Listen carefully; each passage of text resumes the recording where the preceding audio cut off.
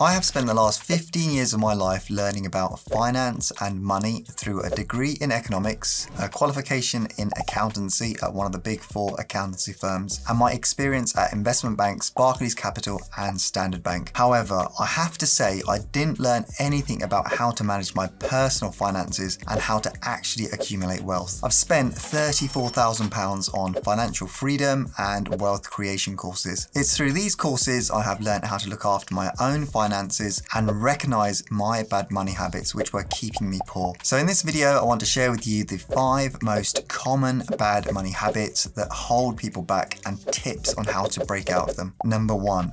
Buying a house or a flat. Saving up to buy a house or a flat can be one of the biggest money drains. You usually need a 20% deposit, and then after that you have to service the mortgage on a monthly basis. It's a long-term commitment, and the way interest rates are at the moment, it means that most people getting onto the housing ladder will be taking out more expensive mortgages and paying these over a longer term, maybe 30 or even 40 years. I am a property investor, and I realized that I could use the same investment principles when looking for a flat to purchase to live in. I should have done this when I purchased my residential flat in London rather than buying it like everyone else. Let me give you an example. This 2-bedroom flat in Brixton, valued at £320,000, you would need to put down a 20% deposit, so that's £64,000. You would incur legal and valuation costs, which might come to say £2,000, and then you would have to furnish the property, so let's budget £7,500. So all in, you would be in for £73,500. That's a lot of money to save up, especially when you're starting out, as most people are usually in a graduate or lower paying job, and most people are renting. Renting is usually more expensive when compared to mortgage payments that you would make, but in the current climate, the gap between the two has been closing. For example, the monthly mortgage payments on this property would be £1,377 a month. This is with a mortgage from NatWest. Top tip: there is a way you could massively reduce the amount of money you tie up. So for example, the traditional way, you are tying up £73,500. I actually purchased this exact flat as an investment property. I reconfigured and refurbished this flat and turned it into a 2-bedroom flat you see today. I purchased this on a bridge, which is just a short-term bridging loan, completed all the works and then refinanced the flat. The purchase price was £240,000, plus the refurbishment and all the other costs came to £38,749. So all in, I was in for £98,749. At the £320,000 valuation, I would have got a mortgage at 80%. Of that, so £256,000. I would have used this to pay off the bridging loan and to recover the costs I incurred. So net,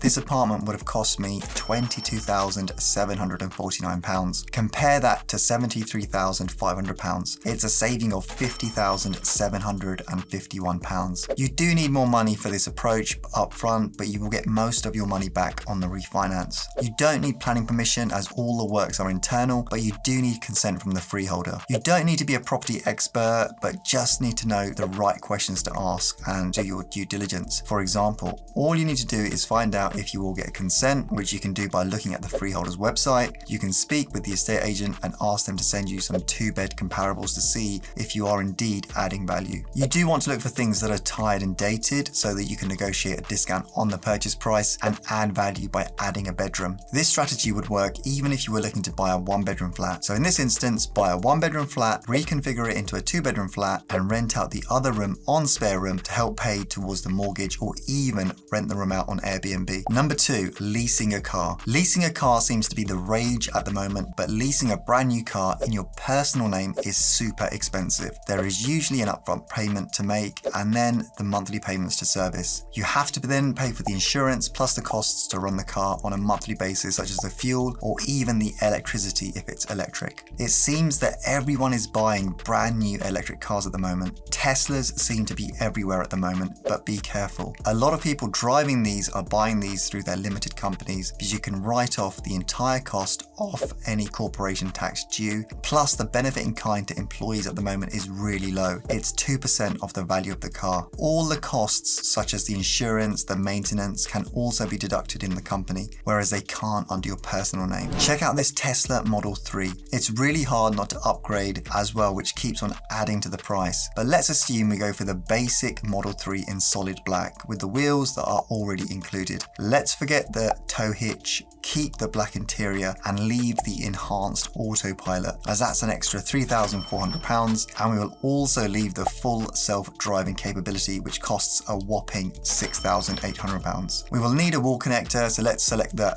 which costs £475. So if we click on the calculate financing, the monthly costs in your own name would be £9,000 down payment plus £492 a month for 48 months at 9.5% APR. Your monthly payments would be £486, and that's not including insurance and electricity. Now instead, if you ran the car through a limited company, then the limited company would pay the £9,000 down payment plus the £486 a month for 48 months at 9.5% APR. You would be able to claim the insurance and the electricity costs through your limited company, so your personal income would not take a hit. I was intrigued to find out how much the insurance would be, as there has been lots of press about how expensive they become to insure, with some insurers even refusing to insure them. On Money Supermarket, the cheapest quote I saw was for £1,116 with the RAC. That's nearly 3 times what I currently pay for my own car, which is 10 years old and still going strong. So my advice here is to look to see if you need a car, how much you will use the car, and if you really need the newest, fanciest car on the market. The amount of money you spend on lease payments could almost be the same you spend on your mortgage, so be careful. And don't fall into the trap of keeping up with your friends who might have got the latest car. Best to get a lift with them. You could have saved the money over time for a deposit on a property, which you could have purchased in a limited company, and then over time leased the car through the limited company for it to be more tax efficient. Number 3, bad debt. There is a difference between good debt and bad debt. It seems that these days it's normal for people to buy everyday items using their credit card. Everything can be paid for electronically using your mobile phone, and most of the time people are using a credit card for the payment, from the smallest things such as chewing gum to clothes and gifts. There is nothing wrong with using a credit card as long as you are using them correctly. The interest rates charged by your credit card companies is huge, so if you only pay the minimum, then it's likely that your credit card provider is charging you something like 29%. Credit cards are useful if used correctly. For example, you can earn reward points for spending money on your credit card. American Express offers you Avios points, which you can use towards hotels and flights. By spending money on your credit card, you can help prevent fraud. If there's a fraudulent transaction, then the credit card company usually issues you a refund and then investigates the transaction, which wouldn't be the case if it was on your current account. The top tip is to make sure your payments are set to clear the balance off on a monthly basis so that you don't get charged any interest, and also make sure you check your credit card statement on a monthly basis to see what you are spending on and where. I know it's boring and painful, but it will help you manage your finances much better going forward. Number 4,